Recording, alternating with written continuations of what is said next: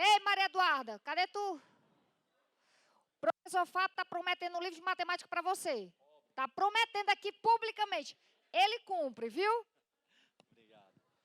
Vamos lá, gente, então. Muito bom dia, alcance.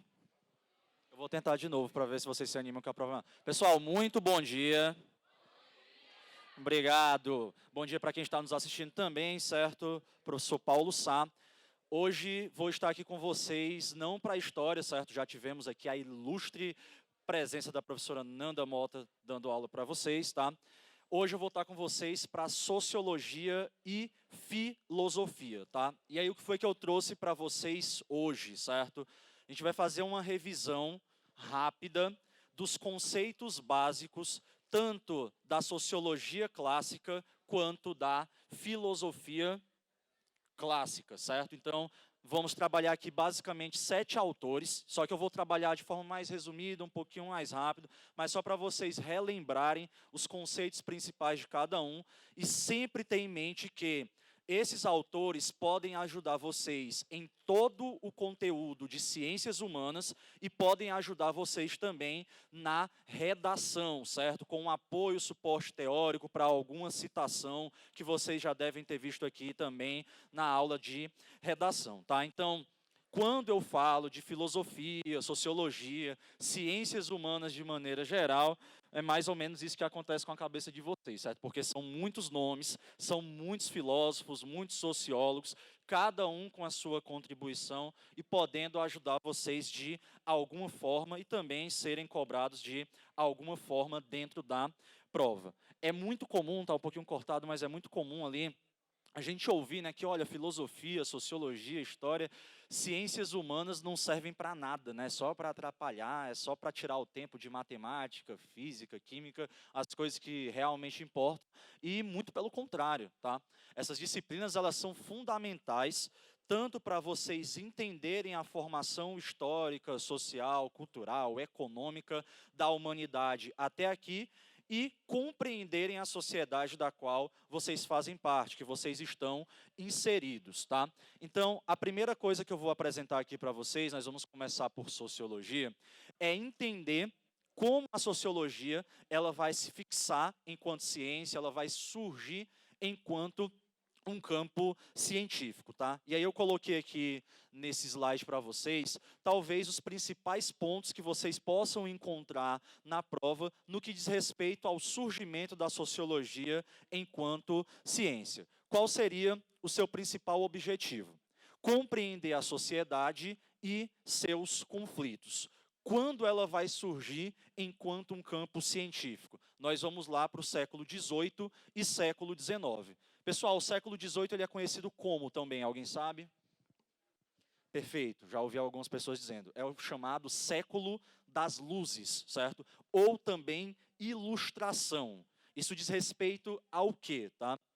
O século XVIII, ele é o berço de um dos maiores movimentos filosóficos da história da humanidade, que é o movimento iluminista, certo? O iluminismo ele vai ter como a sua base central de organização o uso da razão, certo? Você tem aí já uma herança que vem do Renascimento, tá? E aí nós vamos ter esse uso da razão como principal justificativa, principal norte das organizações e das ações humanas. O iluminismo vai trazer consigo também a base liberal, o chamado liberalismo, certo? Que vai ter tanto o liberalismo político quanto o liberalismo econômico. Os dois acabam caminhando juntos. E aí nós vamos ter nomes de filósofos como John Locke, Jean-Jacques Rousseau, Montesquieu, Adam Smith, o próprio Isaac Newton, entre vários outros, Francis Bacon, entre vários outros que a gente pode citar aqui. Mas é importante lembrar que o iluminismo e o liberalismo são bases fundamentais para a organização do modelo de sociedade que nós vivemos até hoje, ou seja, a sociedade capitalista. Então, a sociologia, ela surge no contexto de afirmação do próprio mundo capitalista. E qual vai ser o seu principal objetivo? compreender essa nova organização de sociedade que se insere ali a partir dessa ótica capitalista. Nós temos dois eventos que são trazidos pelo historiador inglês Eric Hobsbawm como os dois principais no processo de modificação e estruturação do capitalismo. Ele vai falar da Revolução Industrial, que acontece na Inglaterra, e da Revolução Francesa, que acontece na própria França. Tá? Esses dois movimentos eles vão modificar a estrutura econômica e também a estrutura política, primeiramente na Europa e depois, com o passar das décadas e até de alguns séculos, se fixando a nível mundial. Tá? Então, nós temos todo esse processo aqui, toda essa estrutura, para entender o surgimento da sociologia enquanto uma ciência. Aí eu já tenho muita informação, eu gosto desse meme porque ele representa a cara de vocês quando eu já falei isso tudo, e é só o começo, tá? Esse outro aqui, que eu inclusive me sinto muito velho por trazer esse, porque eu estava dando aula uma vez, eu mostrei os Power Rangers e o Megazord do capitalismo, e as pessoas, eu vi que os alunos não sabem o que são os Power Rangers, eu espero que vocês saibam, tá? Tem gente que não sabe, gente, não passa mais TV Globinho, certo? Passa a Fátima Bernardes, né? Então, o que é que acontece? Eu coloco aqui, certo, 5 características que não são todas, elas não vão resumir totalmente o que é o capitalismo, mas já podem dar um norte para vocês entenderem melhor o que é esse processo. O metalismo, que todos vocês devem saber que é o acúmulo de metais preciosos, que nós vamos ter todo o processo de invasão de outros territórios, incluindo a própria América, pelas coroas europeias na busca de metais preciosos. A ética protestante, que inclusive vai ser estudada pelo Max Weber, certo? Que a gente vai falar dele daqui a pouco. Ele vai colocar que essa ética protestante, que é o movimento religioso do protestantismo, que tem 3 nomes principais: Martinho Lutero, John Calvino e Henrique VIII. Eu estou falando do luteranismo, tá? Do calvinismo e do anglicanismo. E aí nós vamos citar a Alemanha, França, Suíça e a Inglaterra. Essa ética protestante é apontada pelo Weber como o processo de racionalização da religião. Ele vai colocar que há ali uma iniciativa de você implementar o uso da razão na base religiosa, e você tem uma nova estrutura, que é essa estrutura protestante, que ela está muito ligada, ela tem um diálogo muito positivo para a própria sociedade capitalista. O John Calvino, o calvinismo dizia, por exemplo, o seguinte: quanto mais bens materiais você tiver, mais avançado espiritualmente você seria, certo? Então, uma coisa justificaria a outra. A mão de obra assalariada, que é uma das bases também fundamentais do capitalismo, a ascensão de uma nova classe, que vai ser a burguesia, principalmente por conta das revoluções na Inglaterra, entre elas a Revolução de 1688, que é a Revolução Gloriosa, e o processo de globalização, que vai ser esse de conectar o mundo de maneira cada vez mais acelerada e mais rápida. Juntando os nossos 5 Rangers aqui do capitalismo, nós temos o Megazord do capitalismo, certo? Já dá uma ajuda para vocês entenderem que modelo de sociedade é esse que eu trago aqui para vocês. Na sociologia clássica, nós vamos ter 4 nomes principais: Auguste Comte, francês; Émile Durkheim, francês; Karl Marx, alemão, e Max Weber também, certo? Então, são esses 4 nomes que eu vou trazer aqui para vocês hoje na sociologia. Sei que vocês já ouviram falar dos 4 e eu quero reforçar os conceitos de cada um.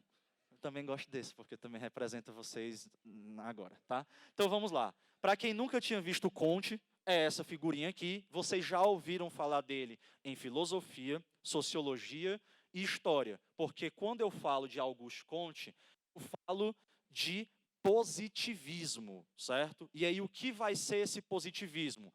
É um método científico que ele acredita existir um único conhecimento verdadeiro, que pode ser alcançado através de uma metodologia, certo? Então o Comte vai trabalhar com a ideia de positivismo.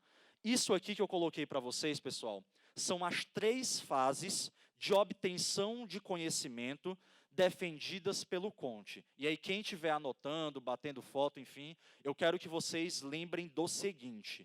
Para o Conte, essa ordem que está descrita aqui, 1, 2 e 3, não é à toa. Ela não pode, em hipótese alguma, na visão positivista, ser modificada. Então, se tiver uma questão na prova de vocês falando sobre isso, dizendo, tá, que a ordem das fases, certo, de obtenção de conhecimento, a lei dos 3 estados de Conte, começa pela positiva, depois vai para a teológica, já está errado. Pode ser que venha os 3 nomes, mas em ordens diferentes. Se tiver em ordem diferente, está errado.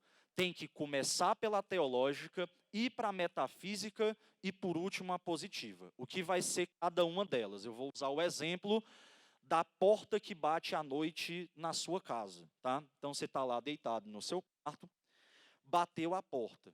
A primeira coisa que você vai fazer é se enrolar no lençol e rezar, certo? Porque você acha que foi um espírito. Quando você acha que o que bateu a porta da sua casa foi um espírito, você está na ordem teológica, porque você está dando uma explicação para um fenômeno físico, mas a partir de uma imagem sobrenatural, ou seja, ela é teológica. Paulo, eu já não vou lembrar de nada disso. Vai porque você sabe que teo, em qualquer palavra, significa algo de ordem divina ou sobrenatural. É a teologia, certo? É só lembrar, quando tiver teo, é algo sobrenatural, tá? Metafísico, aí você vai dizer o seguinte, bateu a porta de novo, tá com defeito, aí bateu lá a porta, aí você fica com medo novamente, aí você vai lá, olha, mas não foi um espírito, porque espírito não existe. Foi o vento bateu a porta. Só que você não levantou para ir ver se foi o vento, porque você não é louco, né? Você vai continuar deitado, enrolado no lençol. Então você vai lá e tal, foi o vento que bateu essa porta. Você deu uma explicação natural para um evento físico, só que você não comprovou se foi aquilo de fato que aconteceu. Isso é metafísico, certo? E por último, positivo, porque aí você é o bichão, aí você vai lá levantar que eu vou ver quem foi que bateu a porta agora, né? Então você vai lá, levantou, viu que a porta fechou, aí você abre a porta novamente e espera ela bater. Aí você sente um vento, sente a porta batendo. Então, além de explicar um fenômeno físico a partir de uma lógica física, você também comprovou através de um método científico que aquilo de fato aconteceu. Ficou claro para todo mundo, gente? Certo? Tentei resumir aqui ao máximo possível, mas é isso, tá?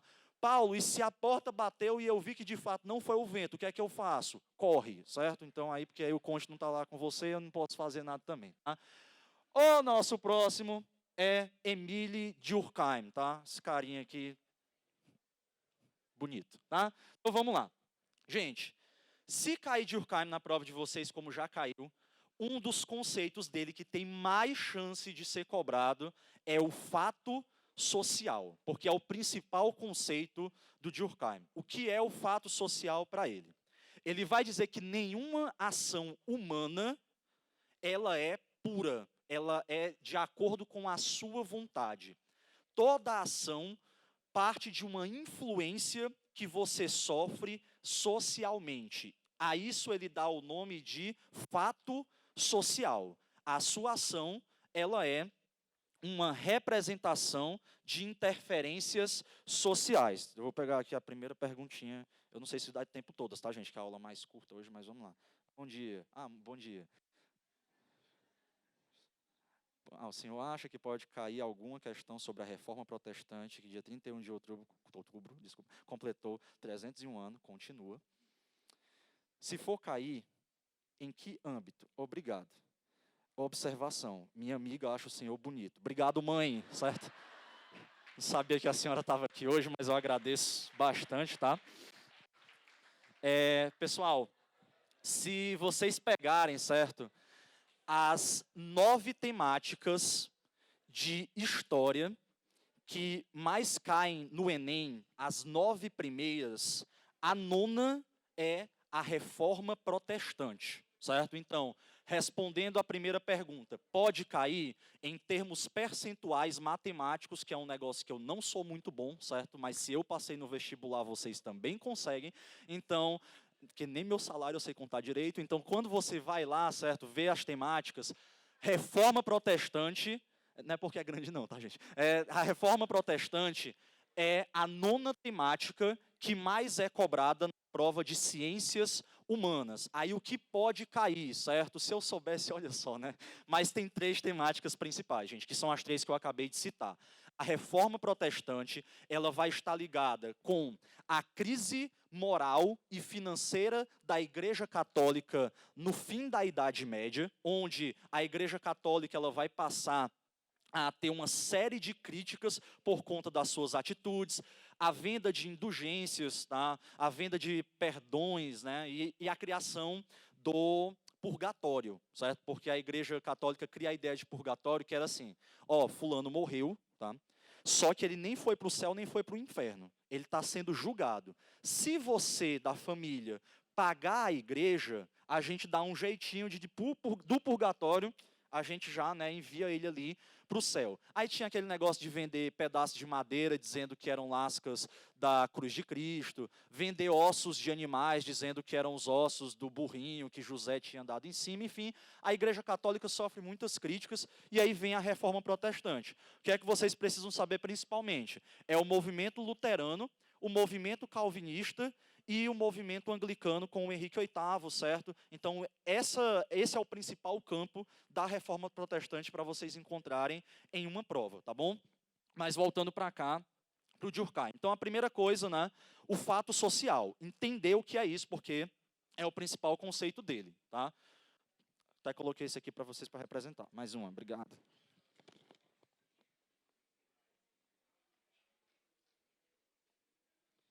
Valha-me Deus.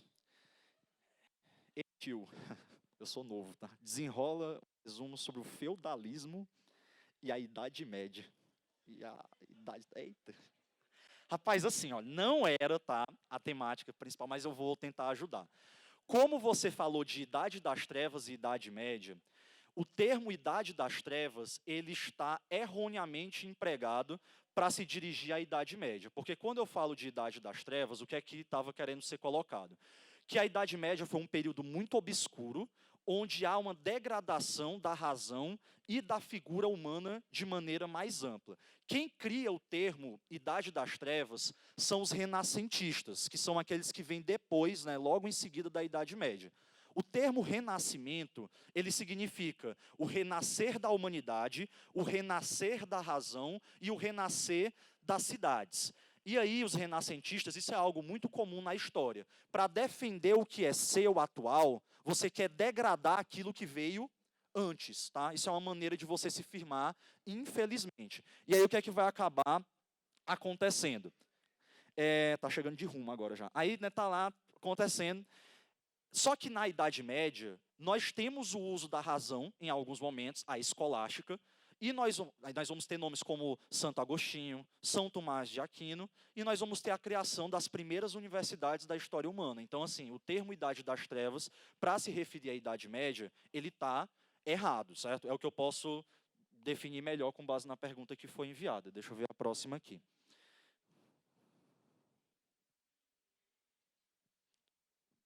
Quem é que foi? Eu acho que é um personagem do Naruto isso aqui, gente. Eu não sei o que é que está escrito. Gente, Byung-Chul Han, eu acho. Eu vou ficar te devendo essa, tá? Eu também... Byung-Chul Han. Não sei também não. Tá? Não conheço, não estava preparado para essa não, tá, gente? Não vou dizer assim, porque, né, quem foi? Não estava, desculpa. Pode cair sobre o suicídio na visão de Durkheim? Pode, certo? Posso? Não mais, sacanagem, vamos lá. Como eu estou falando de fato social, deixa eu tentar explicar isso rapidinho também. O Durkheim, ele tem uma obra muito famosa chamada O Suicídio, certo? Nessa obra, ele vai defender que o suicídio é um fato social. O que é que ele quer dizer com isso? Ele vai fazer um estudo sobre o fenômeno do suicídio em várias sociedades e vai constatar que o suicídio, ele não é simplesmente um fato que vem do nada. O suicídio ele sofre uma interferência da sociedade que vai levar o indivíduo até cometer suicídio. Por isso que ele chama que é um fato social. É algo que vem de fora e interfere na ação do indivíduo. Como é que ele vai justificar isso? Ele vai observar, por exemplo, a sociedade japonesa. E ele vai dizer que as taxas de suicídio se elevaram muito nos períodos de crise econômica no Japão. Ou seja, a crise econômica levou muitas pessoas a cometerem o suicídio. Por isso que ele diz que é um fato social, certo? Então é algo que vocês podem encontrar também na prova. Mas deixa eu continuar aqui que tem bastante coisa ainda para a gente ver. Vamos lá. O fato social, pessoal, ele tem algumas características centrais e principais. O fato social ele é uma coerção social. Por que ele é uma coerção? Porque ele é uma força que obriga o indivíduo a seguir determinadas condutas ou determinados valores. Essa coerção ela pode ser direta, como, por exemplo, o direito, a educação, família, a religião, que são coisas que estão diretamente ligadas ao seu cotidiano e interferem na sua ação. E ela pode ser indireta, como a língua, o sistema econômico e o desenvolvimento tecnológico, que por mais que você não esteja ligado diretamente a isso daqui, também interfere na sua vida e no modo como você age, tá? Os dois próximos, exterioridade e generalidade. Prestem mais atenção em mim agora do que está escrito, que eu vou tentar resumir mais. Exterioridade por quê? Tá? Isso é muito importante. O fato social, ele só acontece porque existe uma força que vem de fora para dentro do indivíduo. Se tiver qualquer item falando que o fato social, ele é construído do indivíduo para a sociedade, isso está errado, certo? Porque é exterior, é uma força que vem de fora, pela sociedade, pelos grupos sociais, passa para o indivíduo e acaba desaguando ali, interferindo na ação dele. E também tem a generalidade, porque o fato social, ele não é pensado para mim, Paulo, ou para um de vocês. O fato social, ele é pensado para todos, ele é generalidade, ele é geral, certo? Deu para entender, gente, o fato social até aqui? Vamos seguindo então, tá? Como eu falei, eu coloquei o mais resumido. Ele vai falar também de consciência coletiva. Um exemplo de consciência coletiva que eu posso trazer para vocês é a ideia de um grupo religioso, por exemplo. Né? Você que faz parte de uma determinada igreja, independente de qual for, você tem uma consciência coletiva. Por quê? Se eu for perguntar sobre uma determinada temática para todas as pessoas que fazem parte daquele grupo religioso, a probabilidade de eu escutar a mesma resposta, ou pelo menos a resposta parecida, de todas as pessoas daquele mesmo grupo, ela é bem alta. Porque ali existe uma consciência, só que essa consciência ela está enraizada em todas as pessoas que fazem parte daquele grupo. Certo? Então, isso é uma consciência coletiva. É um modo de pensar comum a um grupo, independente do seu tamanho, certo? Independente da quantidade de pessoas que fazem parte dele. Mas, Paulo, todas as pessoas desse grupo vão sempre pensar da mesma forma? Não, porque cada um de nós tem um modelo de vida diferente. Você vai sofrer influência da sua família, da escola, dos professores, da sociedade de maneira geral. Então, pode ser que você possa destoar um pouco desse discurso coletivo desse grupo do qual você faz parte, tá? Bem, ele também vai falar de solidariedade, onde existe a mecânica e a orgânica. O que é a solidariedade mecânica para o Durkheim? Para ele, a sociedade mecânica é aquela pré-capitalista onde todas as pessoas têm um modo de agir muito semelhante. O que é ser solidário? Né? Eu estar ajudando outra pessoa, às vezes pensando ali no outro. Ele vai dizer que nessas sociedades pré-capitalistas, a sociedade ela tem uma organização de solidariedade mecânica, porque todas as pessoas pensam quase que da mesma forma. Por exemplo, na Idade Média, né? Quase todo mundo pensava de acordo com o que a Igreja Católica determinava. Então, todos pensavam quase que igual. Só que, quando chega na sociedade capitalista, ele vai dizer que o indivíduo ele vai florescer muito, né? Vai ganhar muito espaço. Então, é necessária uma solidariedade orgânica, que seriam, por exemplo, as nossas leis. Porque como cada um de nós tem uma própria forma de pensar, é necessário que haja algo que nos torne indivíduos comuns. É para isso que servem as leis, teoricamente, para tratar todos de maneira igualitária, para tratar todos da mesma forma. Isso seria a solidariedade orgânica nas sociedades capitalistas. E aí, acho que esse é o último, certo? Anomia. O que é que vai acontecer? O Durkheim, gente, ele vem de uma escola que tem uma influência muito grande do positivismo também. E o positivismo, ele vai usar muito as leis da natureza. Porque ele vai dizer que, por exemplo, filosofia. Gente, filósofo só pergunta. É um monte de questão, é um monte de coisa, mas não dá uma resposta objetiva. Então, o que é que ele vai dizer? As ciências da natureza, elas dão respostas diretas e objetivas, certo?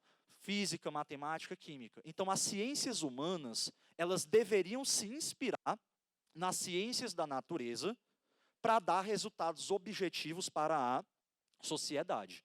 Então, ele vai dizer, por exemplo, que a verdade existe e que a história poderia encontrar a verdade. Era só seguir a metodologia que ele estava propondo. Por exemplo, só usar a documentação oficial, que era documento do Estado. O historiador não deveria ficar criticando as coisas. O papel dele é ler o documento e dizer as coisas do jeito que estão lá. É o método reflexivo, o método do espelho, certo? Que era dito. Então, isso na visão deles nesse momento. Só que aí o Durkheim vai pensar o seguinte, olha, as sociedades têm leis. Se as leis forem seguidas, já que elas são leis racionais, deveria existir problema na sociedade? Deveria existir crime, suicídio, essas coisas? Não, porque as leis são perfeitas, teoricamente. Aí o que é que ele vai dizer? Existe um estado de anomia, que é o estado onde existe uma crise na sociedade.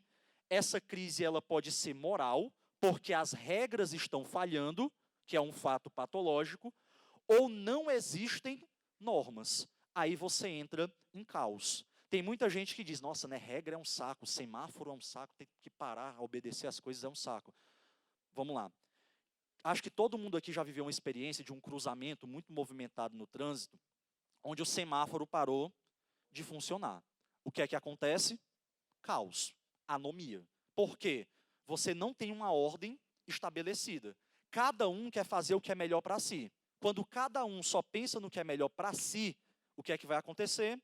Ninguém vai para lugar algum. Então, precisa de uma regra geral para organizar a sociedade. Quando ela falha, nós temos o estado de anomia. Paulo, eu posso dizer que o Brasil vive hoje um estado de anomia? Você pode pensar que tem regras que estão falhando, que tem coisas que estão acontecendo de maneira errada, e aí isso vai explicar miséria, fome, desemprego, criminalidade, porque as regras não funcionam. Então, é um estado de anomia, tá bom? Bem, nosso próximo, certo? Karl Marx, certo? Nosso barbudinho aqui. Então, vamos lá, certo? Marx, gente, né, dos 4 que eu trouxe aqui, é considerado o mais revolucionário por conta das teorias socialistas que vão ali dar uma possibilidade de modificação ao mundo capitalista. O Marx ele vai trabalhar com base no materialismo histórico. O que é que ele vai querer dizer com isso? Que para você entender as sociedades humanas, você deve entender a sua produção material, a sua base material, porque segundo ele, nós enquanto indivíduos somos determinados pela produção material que nós fazemos. Então ele vai estudar os processos econômicos de cada sociedade humana e defender que nós somos espelhos desses modelos, certo, materiais no qual nós estamos inseridos. O Max Weber, só para adiantar, ele vai ser o oposto disso. Ele vai colocar que nós não somos determinados pela base material, mas que existe ali uma troca entre essa base material e nós enquanto indivíduos. Uma das frases famosas, que inclusive vocês podem lembrar, talvez aí para um possível tema de redação do Marx, é a seguinte: a história de toda a sociedade passada é a história da luta de classes. Acho que todo mundo já ouviu essa frase, né? O que é que ele quer dizer com isso? Ao longo da história humana, nós nunca tivemos um sistema de igualdade. Na antiguidade, você vai ter o senhor lá, estou apontando no laser aqui, não sei porquê, mas está lá o senhor, né, enfim, e você tem o escravo. Aí na Idade Média, você tem o senhor feudal e você tem o servo. No capitalismo, você tem a burguesia e o proletariado. Ou seja, todas as sociedades humanas até aqui foram divididas em classes, onde um detém os controles do meio de produção e o outro vai ser explorado por vender a sua força de trabalho. E é isso que vai ser a burguesia e o proletariado. Gente, burguesia não é quem tem dinheiro, certo? Burguesia é quem controla os meios de produção. Paulo, e o que é um meio de produção? É o que você usa para produzir. Vou usar um exemplo aqui para tentar mostrar para vocês, né? O proletariado é quem vende a sua força de trabalho. Pensem aí um motorista de ônibus, tá? O motorista de ônibus é o que se espera, ele sabe dirigir o ônibus. Aí você pode pensar assim, Paulo, por que que ele não dirige para ele mesmo e ele fica com o dinheiro do ônibus? Porque o ônibus não é dele e ele não tem dinheiro para comprar um ônibus. Esse ônibus pertence a quem? Ao empresário. Ou seja, o ônibus é o meio de produção, é o que é usado para produzir e ele pertence à burguesia. O proletário, que é o motorista, ele só tem a força de trabalho.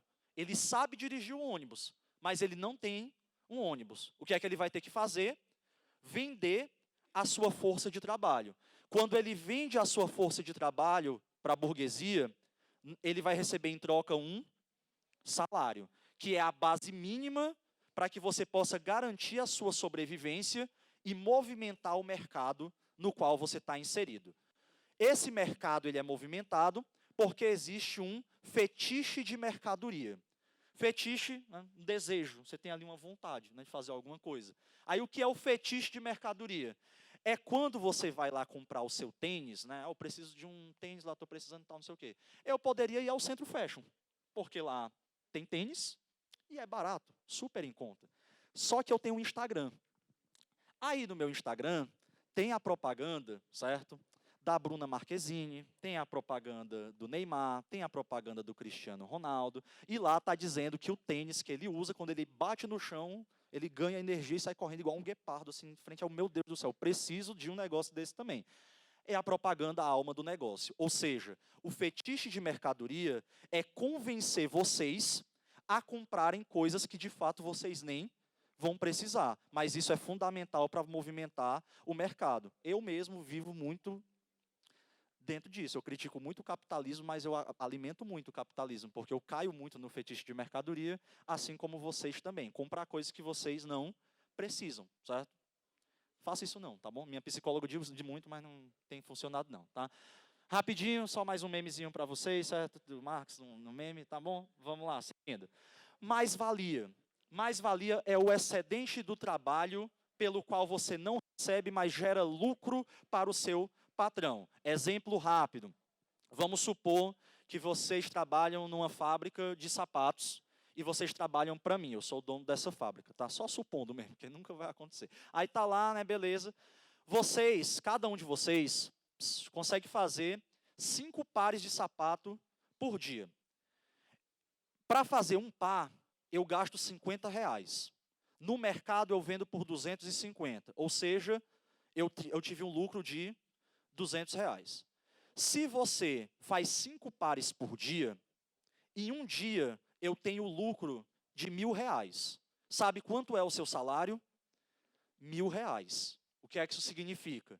Em um dia, você já trabalhou o suficiente para pagar o seu próprio salário. Mas, Paulo, não trabalho só um dia, eu trabalho 28. O que é que acontece com os outros dias que eu trabalho? O dinheiro vai para onde? Para mim. Isso é a mais-valia. É o excedente do trabalho de vocês que vocês não recebem. Você já trabalhou o suficiente para pagar o seu próprio salário e o resto fica comigo. Mas, Paulo, por quê? Porque você precisa sobreviver com um salário e eu sou o dono dos meios de produção. Eu fiquei feliz agora com esse exemplo, mas infelizmente não é assim que acontece, tá?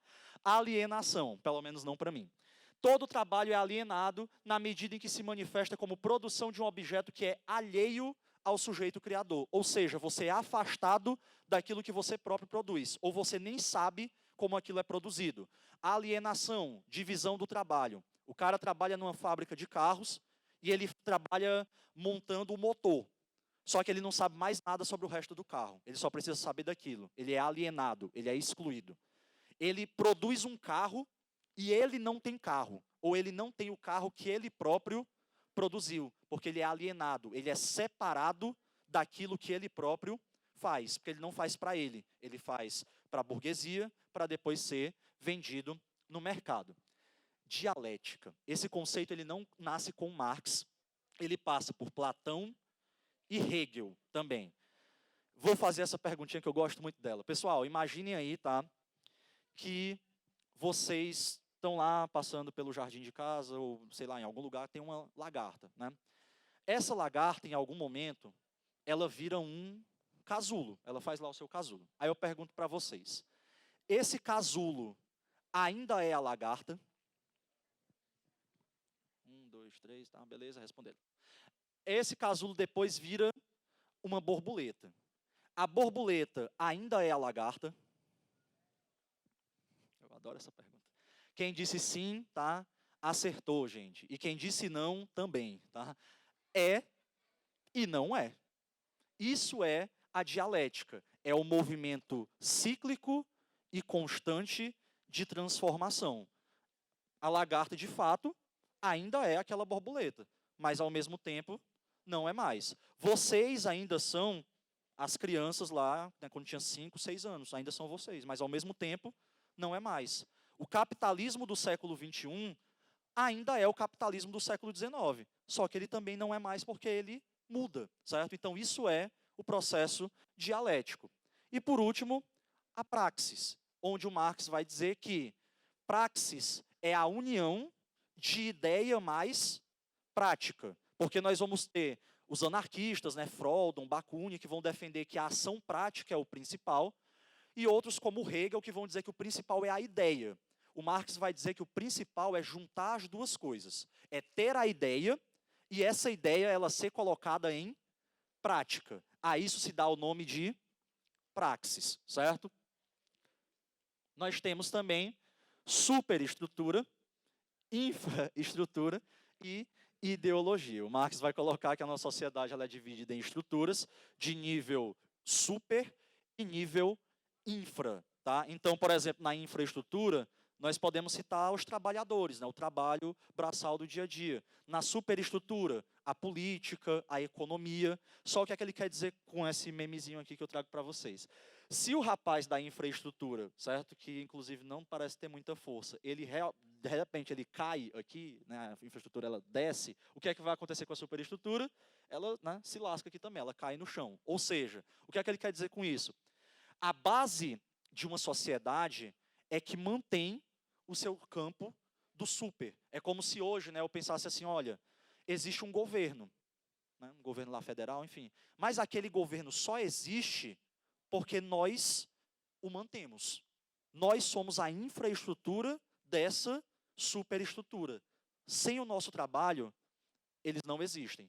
E ideologia são um conjunto de crenças que passam pela sociedade e aquilo que nós acreditamos. Qual é o grande problema da ideologia? É que nós criamos a ideia de uma ideologia dominante. Quer dizer assim, por exemplo, funk não é cultura. Mas por que não é? Ah, não, porque cultura é MPB. Não, existem ideologias diferentes e elas se manifestam de maneiras diferentes. Isso foi muito usado pela burguesia para criar uma ideia de ideologia dominante, daquilo que você deve usar, qual as marcas que você deve consumir, porque o coleguinha, né, que usa a roupa do Centro Fashion, às vezes ele é zoado, que ele vai com o nome da Nike errado, que está virado para o outro lado do símbolo. Então, né, esse coleguinha, às vezes ele é zoado. Não, porque você tem que usar aquilo, existe uma ideologia determinante. Isso é errado, né? Deixa o rapaz, né, tá lá, tal, não sei o quê, deixa ele dançar o funkzinho dele de boa. Dá para você ter cultura de vários tipos, dá para você ter várias ideologias, tá? Esse aqui é legalzinho também, dá para vocês baterem foto e mandarem para alguém mais tarde, tá? Eu gosto. Tá, eu espero, gente, rapidinho. Todo mundo pede para esperar esse daqui, tá? Foi? Já manda para a lista de compartilhamento, tá bom? Então vamos lá, certo? Próximo. Agora acabou o Marx. Vamos para Max Weber, certo? Oi, gente, tudo bom? Vamos lá. Max Weber, certo? Vai ser o último da sociologia para a gente trabalhar aqui. Então, vamos lá. Bem, um dos principais conceitos do Weber vai ser o de ação social, certo? Diferente de fato social, pelo amor de qualquer coisa, não me confundam isso na prova de vocês. Ação social é o contato entre dois ou mais indivíduos que vão interferir um na ação do outro. É, por exemplo, você está ali conversando com a pessoa e você vai vendo que ela vai interferindo, ela vai de alguma forma apontando como ela gostaria que você agisse. O Weber vai falar muito da ideia da expectativa. É aquilo que você gera sobre a ação do outro, que vai interferir na sua ação e também na ação desse outro indivíduo. Qual é a diferença da ação social para o fato social? Na ação social weberiana, você tem uma troca, certo? Existe um processo de troca, não somente uma linha única de segmento de pensamento. Weber também vai falar sobre o tipo ideal, que é uma construção através de características de um indivíduo que melhor pode se adaptar a uma determinada realidade. Exemplo de tipo ideal é eu sair agora perguntando para vocês o que é um bom professor. Aí vocês vão construir ideias, um tipo ideal do que é um bom professor, que seria aquele que melhor se adequa às necessidades de um determinado ambiente. Essa ideia de tipo ideal é usada pelo Sérgio Buarque de Holanda para estudar a sociedade colonial brasileira, certo? Quando ele fala que o português ele tem um tipo que é o tipo aventureiro, que é aquele que não liga para a administração, só em ganhar dinheiro o mais rápido possível. A ação social, ela pode ser de 4 tipos. Ela pode ser racional com relação ao objetivo. É quando você faz um cálculo com base na razão para alcançar aquilo que você quer. Por exemplo, eu quero comprar um carro, então eu vou ter que começar a economizar tanto por mês, vou ter que abrir mão disso, daquilo. É uma ação racional em relação ao objetivo. Você traça uma meta para poder alcançar aquilo que você quer. Ela pode ser racional com relação a valores. É quando você tem algum valor ético, religioso interferindo na sua ação. Você vai lá na C&A, Renner, enfim, né, alguma dessas lojas de departamento, aí você vai lá e quer comprar uma roupa, né? Aí, poxa, né, gostei dessa roupa aqui, vou comprar. Só que eu vou com essa roupa para a igreja. O que é que as irmãs vão ficar achando de mim, né, com essa saia aqui e tal, não sei o que, acho que eu não vou comprar mais não. Isso é uma ação racional com relação aos valores. Interfere a sua ação por conta de um valor ético, religioso e por aí vai, certo? Há esse processo de interferência. Pode haver a ação tradicional, que é uma ação que ocorre por conta de valores enraizados em uma sociedade. Por exemplo, vai ter carnaval. Nossa, eu odeio carnaval. Mas todo ano tem e todos os meus amigos vão também. Então eu vou acabar indo. É uma ação tradicional, é uma tradição que está ali enraizada e você acaba seguindo por conta disso. E a ação afetiva, que é quando você tem uma ação por conta da reação emocional de acordo com aquele momento. Então, alguma emoção te faz seguir aquela ação. E aí o Weber vai falar sobre dominação, sobre poder. O que é o poder? Poder é aquilo que interfere na ação de um ou mais indivíduos, certo? É uma relação de poder. E essa relação pode acontecer através de 3 formas. Pode ser uma dominação legal, que ela é baseada em leis, na legalidade. Ela pode ser tradicional, por exemplo, a tradição de obedecer ao seu pai. Tem uma tradição ali enraizada e você é dominado por isso. E pode haver uma dominação carismática, que é quando você é dominado por alguém por conta da personalidade daquela pessoa, certo? Eu sei que eu dei uma acelerada, está mais rápido, mas está dando para acompanhar, gente, ainda? Sim, tá? Qualquer coisa vocês mandam aquelas cartinhas.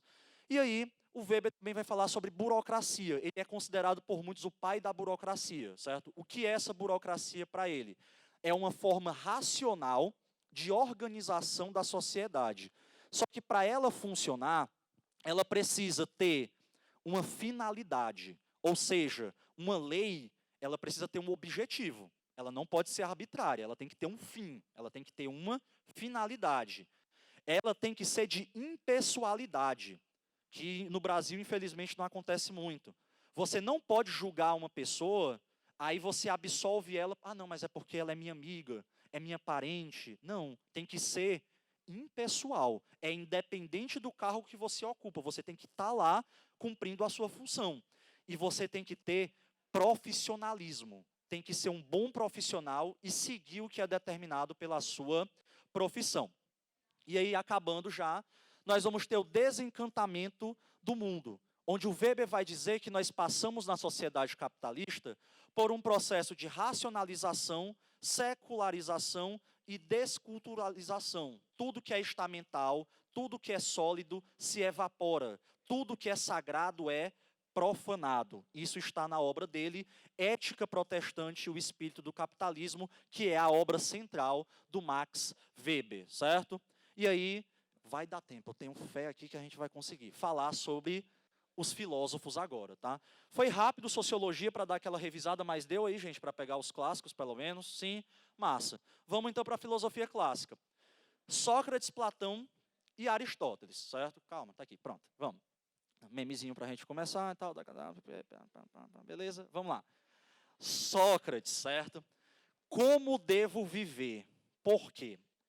Os filósofos clássicos, começando por Sócrates, que tem uma linha chamada de tese, síntese e antítese, ou antitese, certo? Que essa tese seria Sócrates, a ideia inicial. A síntese seria Platão, que é o desenvolvimento da ideia inicial. E o Aristóteles seria a antítese ou antitese, porque ele vai negar aquilo que foi construído pelos seus antecessores. Não negar totalmente, mas se opor em relação a muita coisa. A ideia principal do Sócrates parte do como eu devo viver. Por quê? Ele vive um momento na Grécia, em Atenas, do surgimento da polis grega, a cidade-estado. Essa cidade-estado, ela tem uma modificação gigantesca que interfere na vida das pessoas. É uma nova ética, é uma nova cultura, é uma nova organização social. Ou seja, o como devo viver é uma pergunta para tentar, poxa, como eu vivo nesse novo modelo de sociedade? Ele fazia isso através de diálogos críticos. O que é que acontecia? O Sócrates, ele saía pelas praças, pelo mercado, conversando com as pessoas. Ele não escrevia muito, ele conversava mais, ele ia até as pessoas. E aí ele vai desenvolver esse diálogo crítico, que é para tentar tirar ali da pessoa alguma coisa, né, para ver se ela consegue ver com mais criticidade. E aí ele vai chegar à definição de que, para viver bem, de acordo com a virtude, é preciso ser sábio. Só que como eu consigo ser sábio? E aí duas frases muito famosas do Sócrates. Conhece-te a ti mesmo e só sei que nada sei. O que é que ele quer dizer com isso? O Sócrates achava, assim como Platão, que 10 minutos. Ele achava que, tá? O conhecimento estava interno a cada indivíduo, porque nós somos divididos em duas partes: o corpo humano e a alma humana. Só que essa alma, ela é secular, é algo que já existe há muito tempo e ela anda aí pelo universo adquirindo conhecimento. Então, o conhecimento para Sócrates e Platão está dentro de cada um de nós. Então, para você conhecer algo, não adianta você olhar para fora. Você tem que olhar para dentro, você tem que relembrar. Daí vem o conhece-te a ti mesmo. Você nem se conhece, como é que quer conhecer algo que está fora de você? E o só sei que nada sei, ele diz isso pelo seguinte: não tem como eu ensinar algo para alguém quando essa pessoa já acha que sabe de tudo. Então, para ele, o primeiro passo para adquirir conhecimento é, de maneira racional e humilde, admitir a sua própria ignorância. Você tem que admitir, eu não sei de nada e só a partir de agora é que eu posso saber de alguma coisa, tá? Ele vai falar sobre o método da maiêutica. Maiêutica do grego significa o ato de parir, certo? Por quê? Ele vai dizer que o conhecimento, assim como o ato de dar à luz, ele vem de dentro de nós, ele demanda muito tempo e ele é um processo doloroso. É por isso que ele chama de maiêutica. É o ato de parir, é o ato de dar à luz ao conhecimento. Tanto Sócrates quanto Platão trabalhavam com essa ideia da alma, que eu trago aqui para vocês, e eu coloquei essa última frase, tá, que é já hora de irmos, eu para a morte, vós para viverdes, quanto a quem vai para um lugar melhor, só Deus sabe. Essa frase é do Sócrates, quando ele é condenado à morte pelo governo ateniense, porque ele é acusado de corromper a juventude ateniense, questionando as determinações do próprio governo e também as próprias divindades, porque ele questionava muito isso. Ele é condenado a beber um copo de cicuta, certo? Que era uma raiz venenosa, e ele acaba morrendo. O Platão, então, que fala muito sobre o Sócrates, cria a chamada Academia de Platão, porque ele não sai pelas ruas falando com o povo como seu mestre, Sócrates. Platão era discípulo de Sócrates. Ele cria um espaço, que era o Academos, chamado de academia. Era um local próprio de estudos. Lá no Platão, nós vamos ter o mundo sensível das opiniões e o mundo inteligível das ideias. O que é que isso significa? O Platão vai dizer que o mundo está dividido em dois. O mundo sensível, que é aquele que pode ser alcançado pelos sentidos. Posso tocar, posso ver, posso ouvir. Só que ele vai dizer que essa não é a realidade das coisas de fato, porque a realidade do mundo está no mundo inteligível. O que é o mundo inteligível? É o mundo das ideias, que só pode ser alcançado por meio do intelecto. Ou seja, tem uma imagem muito famosa do Platão, onde ele está apontando para o céu, não é comemorando o gol. Ele está aqui, né, desse jeito, falando que, olha, lá está a realidade, o mundo inteligível, as ideias. Como é que nós podemos alcançar o mundo das ideias, já que nós somos seres físicos, sensíveis? É porque nós temos uma alma. E essa alma, ela é inteligível, ou seja, o conhecimento está interno a cada um de nós. Ele concorda muito com Sócrates. A ideia da dialética para o Platão é a ideia da contraposição de opiniões. Resumindo, nenhum conhecimento pode ser dito verdadeiro até que ele seja questionado. Ou seja, você deve contrapor opiniões até você chegar à verdade, porque aí você vai lapidando o conhecimento até ter o conhecimento verdadeiro. Aquele conhecimento que não é questionado, para o Platão nunca vai poder ser um conhecimento verdadeiro, porque você deve usar a dialética. A alegoria da caverna, rapidamente, é um conto, né, uma história feita pelo Platão, baseado na vida do Sócrates. Ele diz que existem alguns seres humanos presos dentro de uma caverna, acorrentados, inclusive ao pescoço, sem poder se mexer. Eles só olham para o fundo de uma caverna, e o fundo dessa caverna vem um feixe de luz que acaba fazendo sombras de pessoas que estavam lá fora, estátuas e homens que conversavam. Para quem estava dentro da caverna, aquilo, as sombras, eram a realidade. Até que um desses homens quebra as suas correntes, vai até o mundo lá fora, fica muito confuso, mas começa a perceber que aquelas sombras não eram pessoas de verdade. Eram sombras das estátuas e as vozes eram as vozes das pessoas. Ele volta então para a caverna para dizer para as pessoas o que era a verdade. Só que esse homem que volta, ele acaba sendo assassinado porque ele é dito como um louco. Esse cara assassinado, na visão do Platão, foi o Sócrates, que saiu da caverna e quando voltou para trazer a luz do conhecimento, ele acabou sendo morto pelas próprias pessoas de Atenas. Por último, República de Platão. Platão é a favor da república e contra a democracia. Lembrem-se disso, a favor da república contra a democracia. Por quê? Ele dizia que a democracia era uma participação popular cega, porque as pessoas votam de acordo com as suas necessidades pessoais e com as suas emoções, ou seja, a democracia é falha, mas a república pode ser verdadeira. Como? Você tendo um filósofo rei, que era um homem que passou a vida inteira sendo preparado para assumir o posto de líder republicano, era o mais inteligente dentro daquela sociedade. E ele não é eleito, ele chega até lá por conta do seu esforço. Não estou dizendo que concordo com Platão, mas vocês têm que lembrar disso, tá? Ele é a favor da república e contra a democracia. Para quem ainda não entendeu a questão da caverna de Platão, eu adoro esse meme, certo? Que é basicamente isso daqui, tá? Você achar que as sombras eram, na verdade, a realidade, quando não eram. Por último, vamos acabar, tá? Aristóteles, que cria um liceu, que era o seu local de estudo, que inclusive nós temos, né, a escola que leva esse nome de liceu. Ele era um sistematizador, organizava todo o pensamento que podia da época, tanto é que ele fala sobre filosofia, história, física, o que mais vocês imaginarem, ele organizava. Aristóteles dizia que o sentido da vida humana é a busca pela felicidade.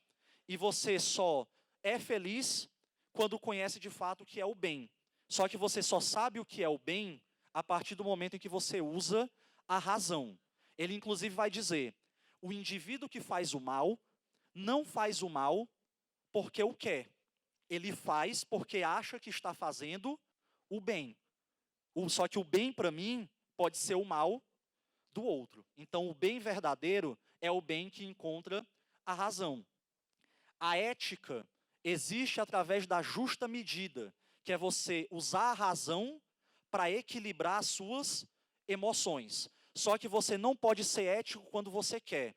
Ou você é ético o tempo todo, ou você não é. Ou você usa a razão o tempo todo, ou você não usa. Isso é o que ele chama de hábitos, a repetição constante. Tem outros filósofos, certo, que a gente poderia aqui passar a tarde inteira trabalhando, mas né, não dá. Oi? Porque quem construiu foi um cara chamado Apolo Liceano. E aí ele dá o nome de Liceu em homenagem a ele. Certo? Apolo Liceano, aí vira Liceu. Tá? Isso para Aristóteles. Certo? Então, só para a gente ver, né, alguns outros filósofos que vocês podem encontrar. Descartes, o Platão, que eu falei aqui para vocês. Isso aqui é uma imagem do amor platônico, certo? Que é a construção das ideias. Simone de Beauvoir, certo? Que cria a ideia do feminismo. Nietzsche, Rousseau, Schopenhauer, Hegel, Bukowski, Hobbes, Maquiavel, Foucault e Sartre, certo? Alguns dos nomes também que vocês poderiam encontrar e com certeza vocês estudaram ao longo do ano de vocês. Dá tempo resolver duas questões, tá? Rapidinho, tá? Vamos lá. Então, tá, vamos, é rápido. Pessoal, Karl Marx, Max Weber e Emile Durkheim, considerados fundadores das ciências sociais, desenvolveram interpretações e conceitos sobre o mundo social que permanecem como referência de análise até os tempos atuais. Nesse sentido, assinale a opção correta a respeito de interpretações e conceitos elaborados pelos referidos autores. Eu vou acelerar para a gente poder terminar logo, que eu já estourei meu tempo. Essa daqui, pessoal, uma que o item C, ó. Karl Marx desenvolveu os conceitos de relações de produção e alienação, e Max Weber elaborou os conceitos de ação social e poder. Emile Durkheim estabeleceu os conceitos de fato social e anomia, certo? A resposta dessa correta seria o item C, tá? Seria não, é o item C. Resposta C. E a última, falando sobre Platão, e aí eu vou pular aqui rapidinho só para a gente ver logo os itens que os argumentos de Platão, filósofo grego da antiguidade, evidenciam uma forte crítica a, acabei de falar para vocês, o que é que o Platão critica? Democracia, a favor da república contra a democracia. Resposta dessa seria o item C também, tá? Queridos, por favor, não, tu quer fazer pergunta? Plutocracia é a forma de governo que é organizada pelo Platão, que aí vai estar dentro do livro dele, a República de Platão, que é quando ele vai falar sobre a defesa de um líder com base no seu desenvolvimento intelectual, mas não simplesmente pela eleição de um regime democrático que pode ser falho. Eu tenho só no material. Eu posso olhar contigo daqui a pouco, certo? Por conta do tempo eu deixo, aí quem tiver alguma dúvida eu posso dar uma olhada com vocês. Mas, pessoal, porque pelo estourado tempo, certo? Vocês tiveram um ano de preparação quase aqui no Alcance, tá? Obrigado, obrigado. Por favor, certo? muita atenção amanhã na prova de vocês. Não vão perder a prova por bobagem, como caneta, horário, certo? Identidade. Já foi postado nas redes sociais do Alcance, certo? Então, por favor, tenham atenção, não percam a prova por conta disso. Tem uma semana de intervalo entre uma prova e outra, então saiam, rapidinho, terminando. Saiam amanhã, sabendo que vocês fizeram o melhor possível de vocês, que isso já vai ser o suficiente, tá? Para vocês estarem motivados para a semana que vem também. Prestem atenção no tempo, deem 15, 20 minutos para marcar o gabarito, tenham muita atenção, cuidado para não extrapolar muito tempo na redação. Eu, nas minhas salas de aula, costumo sempre sair dando um abraço de aluno por aluno, mas como aqui é muita gente, não dá tempo. Mas quero que vocês se sintam abraçados. O seu Luiz, que foi o Uber que me trouxe, mandou um abraço para vocês também, certo? Quando soube que eu estava vindo da aula. Boa prova amanhã, gente. Muito boa sorte, boa prova. Vai dar tudo certo. Até mais, certo? Tchau, tchau.